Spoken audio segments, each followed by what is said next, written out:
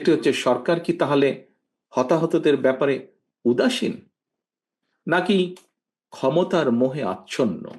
এটিও আজকে বহু মানুষের, দেশের বহু মানুষের একটি বড় জিজ্ঞাসা।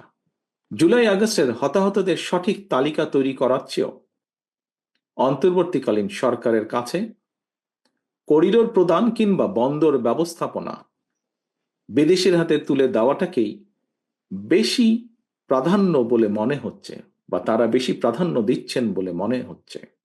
আমি একই সাথে এই ব্যাপারে সভাপতি সাহেব তার বক্তব্যে যা বলেছেন তার সাথে একই সুরে সুর রেখে বলতে চাই, আমরা আবারও স্পষ্ট করে জানিয়ে দিতে চাই, করিডোর কিংবা বন্দর দেওয়া না দেওয়ার সিদ্ধান্ত অন্তর্বর্তীকালীন সরকারের অবশ্যই কাজ নয়।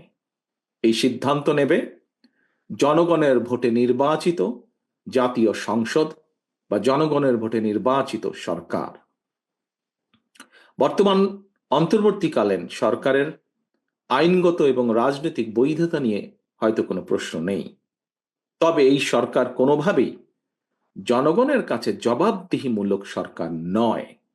সুতরাং অন্তর্বর্তীকালীন সরকারের কাছে জনগণের ভোটে জনগণের কাছে জবাবদিহিমূলক সরকার প্রতিষ্ঠাই প্রথম এবং প্রধান অগ্রাধিকার হতে হবে।